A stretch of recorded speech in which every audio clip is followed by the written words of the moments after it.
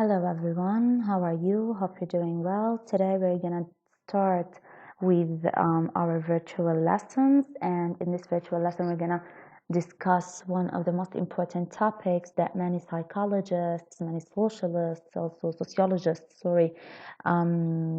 analyzed and interpreted from various perspectives and approaches due to its importance, of course, and that's why we're going to start our lesson or our virtual lessons with this topic. So in this lesson today, we're going to answer some of these questions. What is a family? What do we mean by a family? Why do we consider it? And why did many of psychologists and sociologists consider it as one of the important things that they should base their studies on?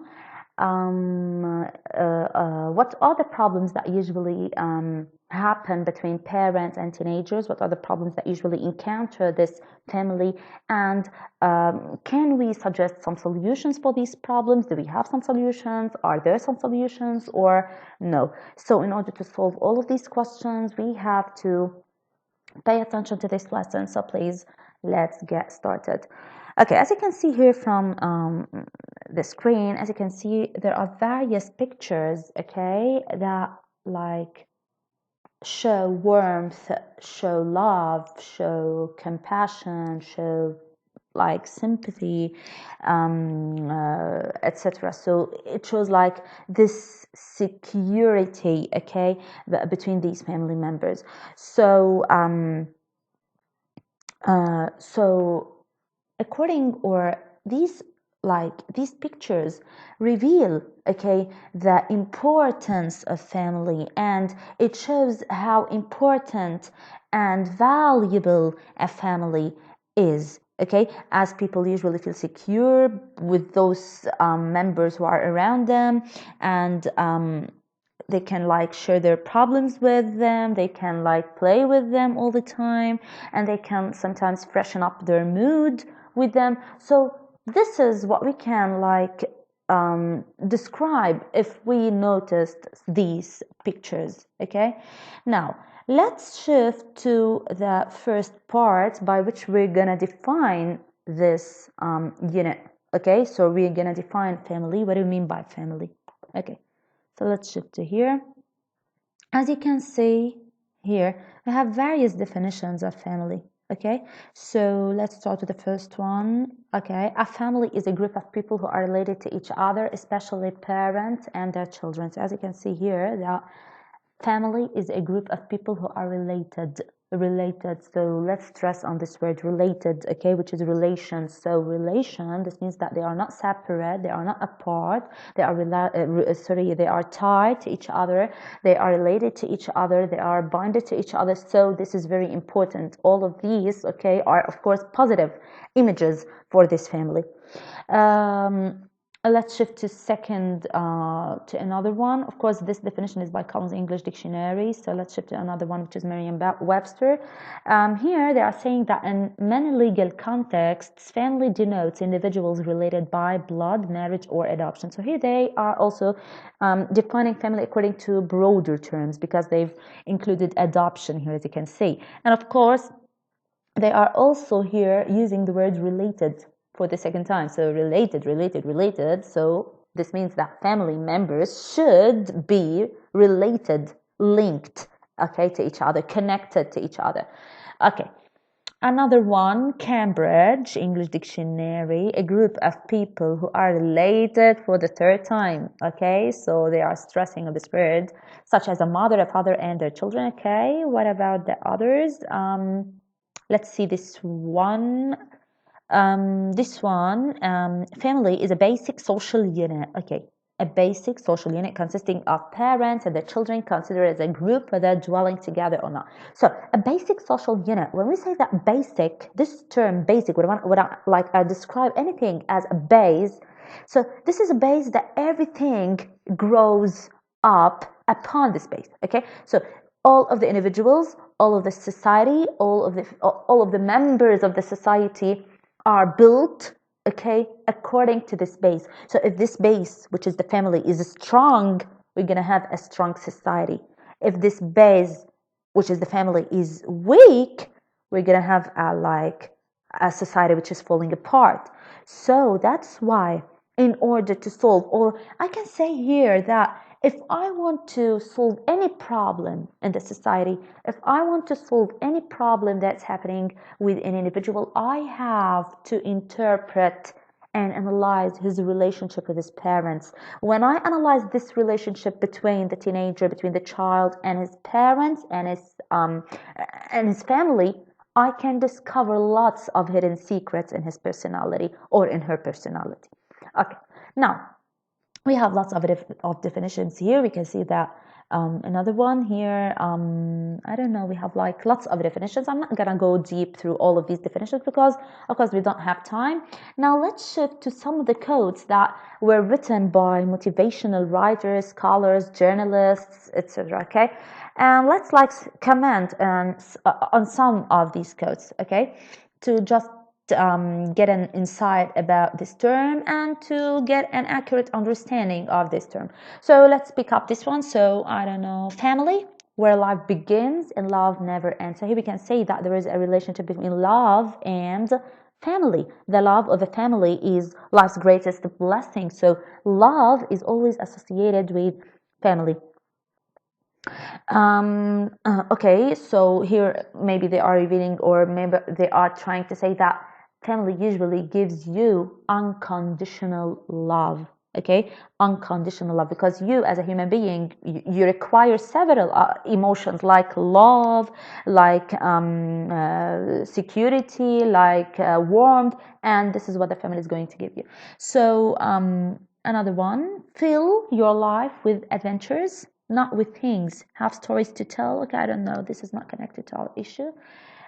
In family life, love is the oil that eases friction, the cement that binds closer together, and the music that brings harmony.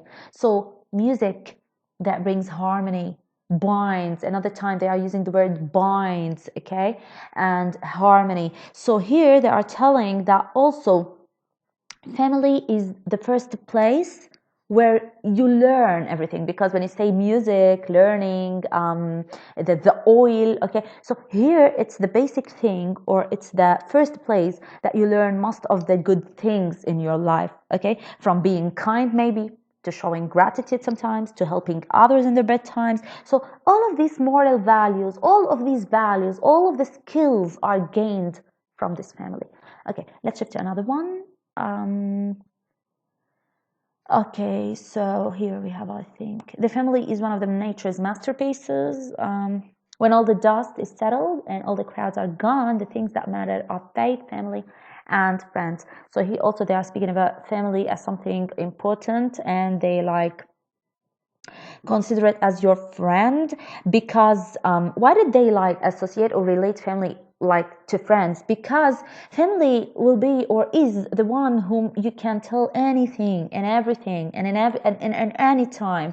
So you can talk to them, cry in front of them, or even laugh until your stomach hurts. So that's why we can say that family and friends, or family should be your friend, okay, should be your friend. And let's finish here. The most important thing in the world is family and love. Okay, so another time there is an association between family and love. So as you can see, if you want to like wrap up everything, what we have like read here in the quotes, we can see, okay, so we can see here that family,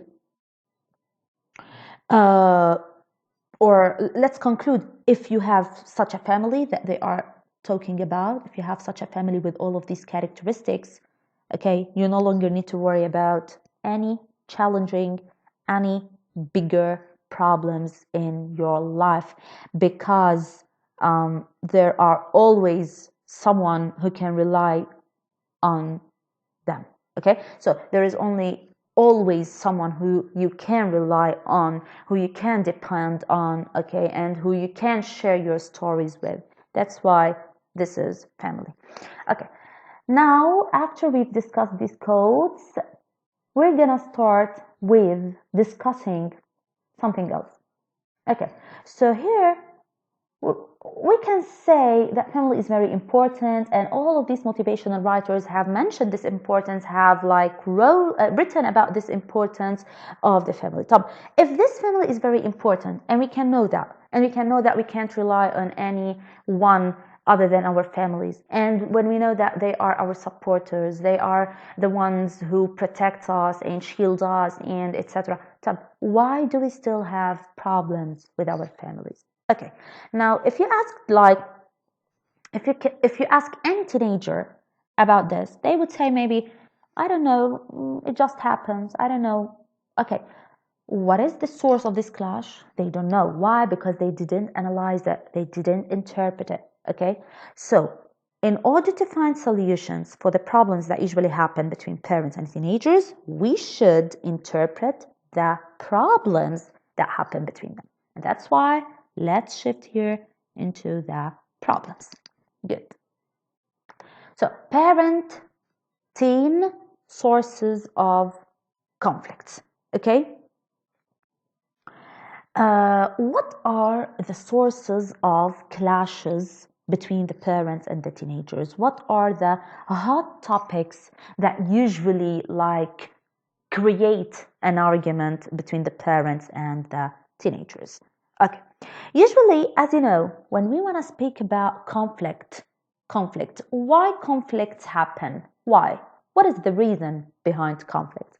Usually conflicts happen when two people disagree based on their own goals, values, or beliefs. So they may have like different goals, maybe different beliefs, maybe different values. That's why when we have difference, we're gonna have disagreement, and when we have disagreement, we're gonna have conflicts. Okay, so that's why conflicts usually happen. Now, parents and teenagers inherently have many opportunities to have conflict. Of course, inherently, because those are like sometimes parents are somehow traditional in the way of thinking. Maybe teenagers want to like maintain their individuality. They want to present their individuality. That's why we can have like sometimes clash between both of them. And adolescence is a time usually when independence and parental influence conflict.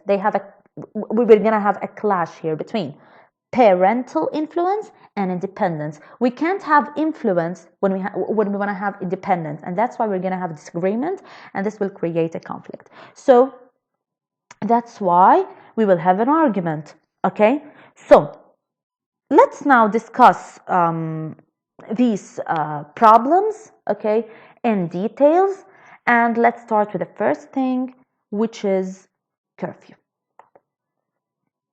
Okay, curfew, what do we mean by curfew? When we say curfew, what do we mean by this topic or this term, sorry? Usually, when we say curfew is a rule or a law that sets a time that certain people have to be off the streets. Okay, like what's happening now, the government is imposing this curfew upon the people. Okay, it's controlling them, and it's limiting their action on the streets. Okay, so it's trying to get them off the streets. This is curfew. Okay, now how curfew may lead to a problem between parents and teenager. Curfew is a classic topic for parents and teenagers to argue about. It's something which is like all the teenagers and parents usually clash because of this topic. Okay, so the main reason parents set a curfew is that they care about teenagers' safety. Usually, they want to take care of their teenagers, and they usually care for their children's safety. They think it's important for teenagers who are still learning how to look after themselves. They have to stay at home because of the outsiders. Maybe they like are afraid of the outside world because they are more experienced than the teenagers. But some teenagers might be more rebellious. Okay, so they might be more rebellious, and that's why maybe because they think that they are losing their freedom, and that's why a clash happened here.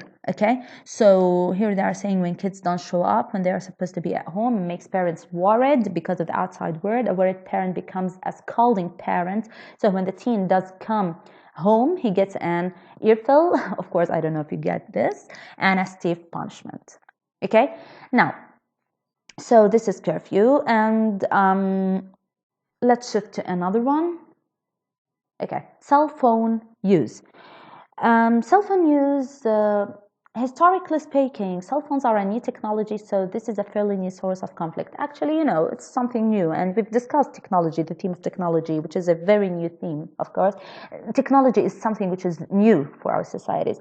So that's why we can consider also that cell phone use is also a new source of clash between the parents and the teenagers. Now, why do we usually, or why cell phones usually create a clash?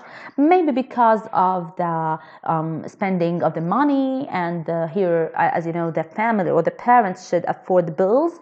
Maybe because using the phone excessively, of course, they have to study, they have to they have their tasks that should be done, and actually teenagers spend so much time on their phones, maybe either by racking up a very high phone bill, we've mentioned this, or by using the cell phone to communicate with a significant other, which may be like someone who's unknown, okay, anonymous. So parents here resort to look through their child's phone because they want to keep them safe, because they care about their children, and they really think that internet is a dangerous place. They think that it's a dangerous place because maybe their teenagers are going to be exposed to inappropriate content, maybe scams, maybe bullying, cyberbullying. So okay, they have their own excuse. Now, teenagers think no, they are spying, okay, and they shouldn't spy. That's why a kind of distrust, or yes, a kind of distrust is created between the parent and the teenager, where the teenager will not trust his parent anymore because he thinks that he's always overprotective and always spying over him. Okay, now let's shift to something else. Noise. Okay, noise. So it doesn't matter whether it's a party, an electric sorry, okay, it's not it doesn't matter whether it's a party or a TV, etc. We have, of course, different opinions here regarding the music that usually parents want and the teenagers want. Parents usually like the classic music. Teenagers, no, they don't like such musics. Maybe they like something which is okay, parties, etc. So okay, so type of music could fall under this category, because if parents don't like the type of music the kids are listening to, they are more likely to tell the teenager to turn it down. So this is another kind of of conflicts that happen between parents and teenagers. Now, boyfriend and girlfriend, and I think that this is one of the important sources of clashes between both parents and teenagers. Okay, so here, as you can see, there are 1,000 reasons why a parent might not like your boyfriend or a girlfriend as a teenager, especially if we're talking about conservative societies, religious societies. They have 1,000 reasons to reject this point. And there are 1,000 reasons to justify that parent is being unfair, of course, for the teenagers. So either way, parents probably see their kids as too young to make a good decision, and they are not experienced at all. That's why they try to prevent them from having a girlfriend or a boyfriend. They won't accept it. And as I told you before, especially in conservative societies. Okay. Another one, grades. If there is one easy standardized way for parents to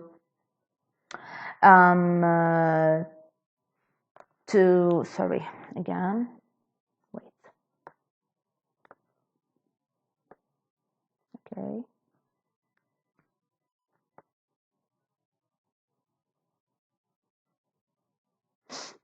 Okay, so here,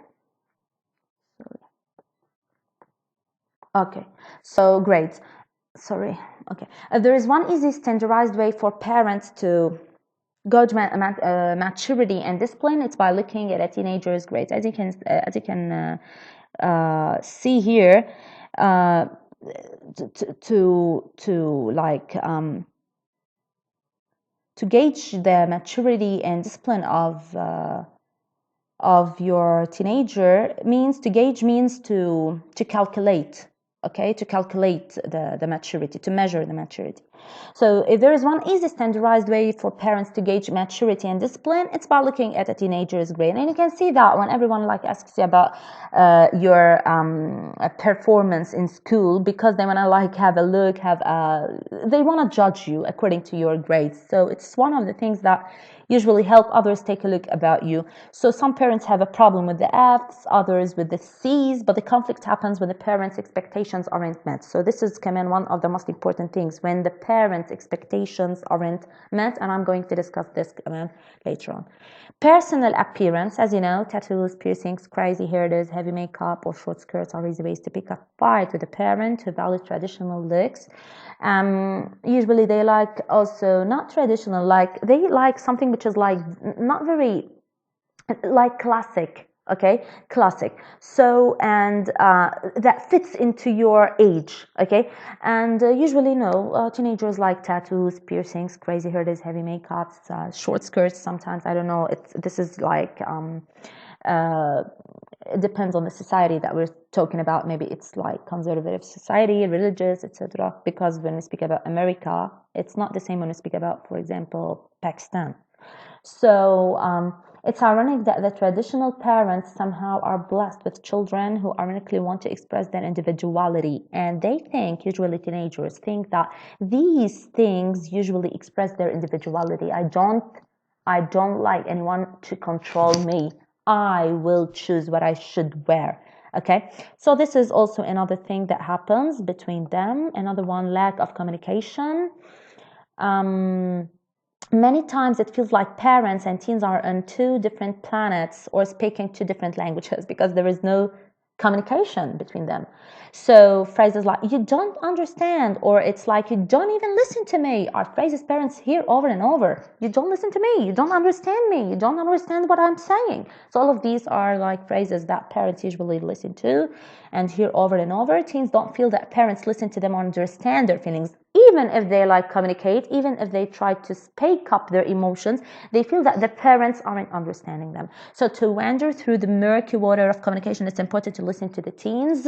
Okay, here I'm like giving some solutions. Rather than blasting questions at them, you shouldn't like always raise questions. Why did you do this? Why did you make that?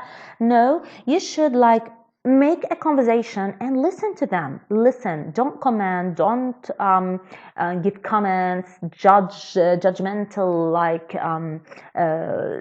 things. Okay, don't judge them, just listen. Sometimes teenagers need their parents to listen to them. Demanding perfection, here we mentioned something about it, when the parents like expectations aren't met. As a parent who want your teen to be able to do their best, you want them to be the best, and however, demanding perfection in grades, sports, behavior, etc. can be harmful for the teens because they can't meet your expectation. They feel that, of course, I'm like, I can't. They will always say, I can't.